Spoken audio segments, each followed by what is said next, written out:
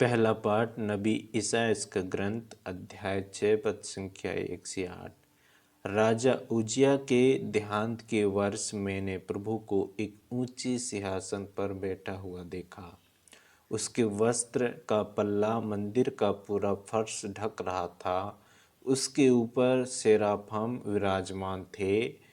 उनके 6 पंख थे, 2 चेहरा ढकने, 2 पैर ढकने और 2 उड़ने के लिए। और वे एक दूसरे को पुकार पुकार कर यह कहते थे, पवित्र पवित्र पवित्र है विश्वमंडल का प्रभु, उसकी महिमा समस्त पृथ्वी में व्याप्त है। पुकारने वाले की आवाज़ से प्रवेश द्वार की नींव हिल उठी और मंदिर धुएं से भर गया। मैंने कहा, हाय हाय, मैं नष्ट हुआ, क्योंकि मैं तो अशुद्ध होठों वाला मनुष्य हूँ।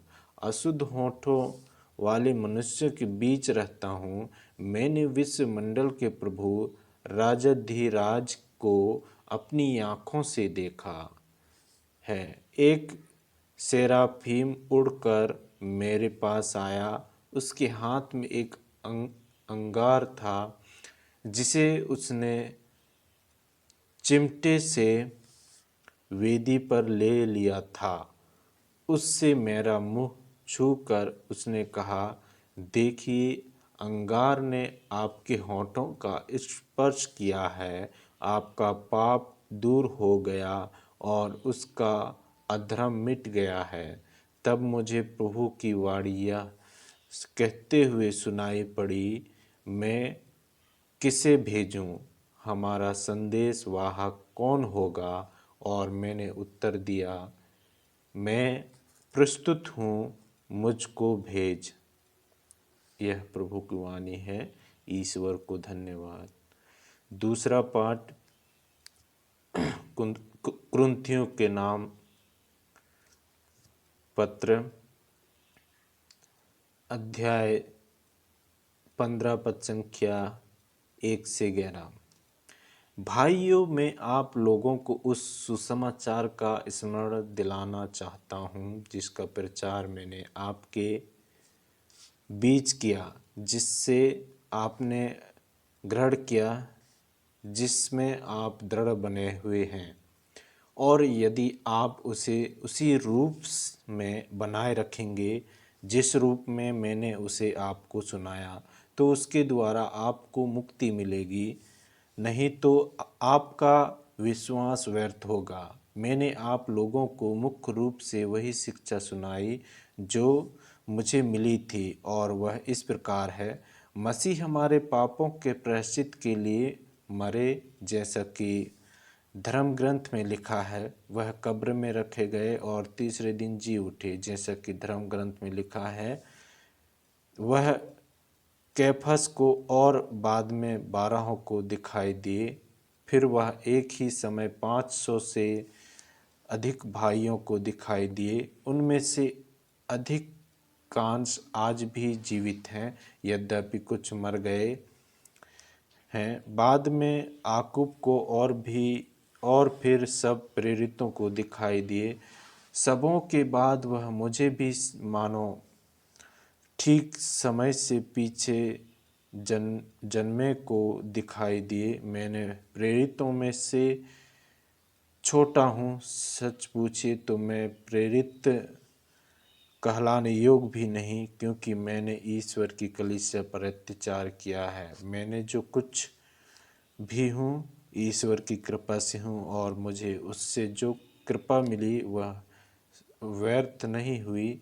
मैंने उन सब से अधिक परिश्रम किया है। मैंने नहीं, बल्कि ईश्वर की कृपा ने जो मुझ में विद्यमान है। खैर, चाहे मैं हूँ चाहे वे हो, हम वही शिक्षा देते हैं और उसी पर आप लोगों ने विश्वास किया।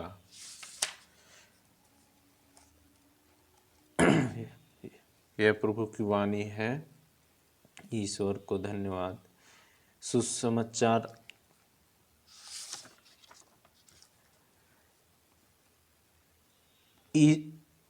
एक दिन ईसा गन्नेसरेत की झील के पास थे। लोग ईश्वर का वचन सुनने के लिए उन पर गिर पड़ते थे। उस समय उन्होंने झील के किनारे लगी दो नाव को देखा। मछुए उन पर से उतरकर जाल धो रहे थे।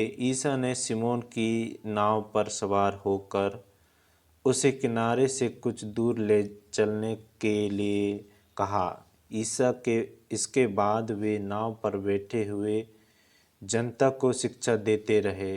उपदेश समाप्त करने के बाद उन्होंने सिमोन से कहा, नाव गहरे पानी में ले चलो और मछलियां पकड़ने के लिए अपने जाल डालो। सिमोन ने उत्तर दिया, गुरुवर, रात भर मेहनत करने पर भी हम कुछ नहीं पकड़ सके, परंतु आपके कहने पर मैं जाल डालूंगा। ऐसा करने पर बहुत अधिक मछलियां फंस गई और उनका जाल फटने को हो गया। उन्होंने दूसरी नाव के अपने साथियों को इशारा किया कि आ कर हमारी मदद करो। वे आए और उन्होंने दोनों नाव को मछलियों से इतना भर लिया कि नाव डूबने को हो गई। यह देखकर सिमोन ने ईसा के चरणों पर गिरकर कहा, प्रभु मेरे पास से चले जाइए, मैं तो पापी मनुष्य हूँ। जाल में मछलियों के फंसने के कारण वह और उसके साथी विस्मित हो गए। यही दशा याकूब और यूहन्ना की भी हुई। ये जबेदी के पुत्र और सिमोन के साझेदार थे। ईसा ने सिमोन से कहा, डरो मत, अब से तुम मनुष्यों को पकड़ा करोगे। वे नावों को किनारे लगाकर और सब कुछ छोड़कर ईसा के पीछे हो लिए। यह प्रभु का सुसमाचार है। ख्रिस्त की जय। ख्रिस्त में मेरे प्रिय विश्वासियों,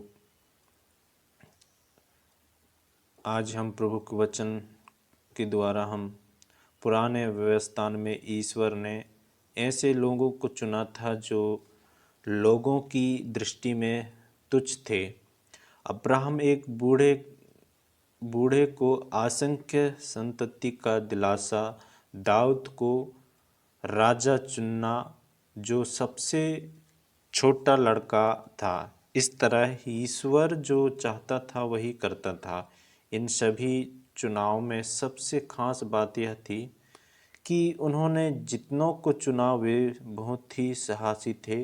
बहुधा हम सभी उनके संसाधन बनने के लिए अपने आप को अयोग्य मानते हैं, पर ईश्वर हमारी खूबियों से भली भांति परिचित है। बहुत मात्रा में यीशु के दिशा निर्देश पर मछली पकड़े जाने के क्रम में पेतरुस अपनी कमजोरियों से परिचित होता है।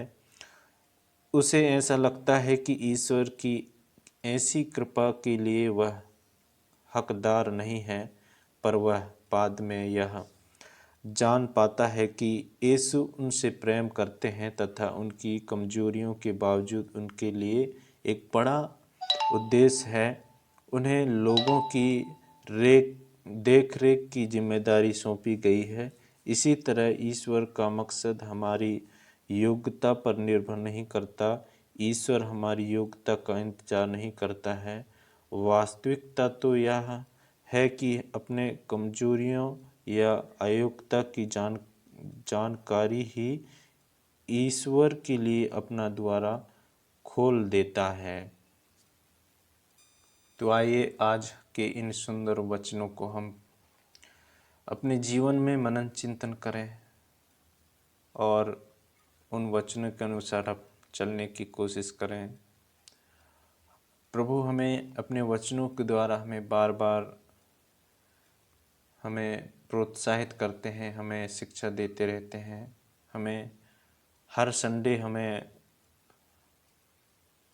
वचन सुनने का मौका मिलता है। कई लोगों को यह भी अवसर नहीं मिलता है। तो आइए हम ईश्वर को धन्यवाद देते हैं और प्रार्थना करते हैं जिनको यह अवसर नहीं मिलता है, प्रभु उन्हें अवसर दे। समय दे, उन्हें अपने पास बुलाते रहें ताकि वो ईश्वर की संगति में बने रहें। तो हम ईश्वर को तहे दिल से धन्यवाद देते हैं, उसकी महिमा स्तुति करते हैं।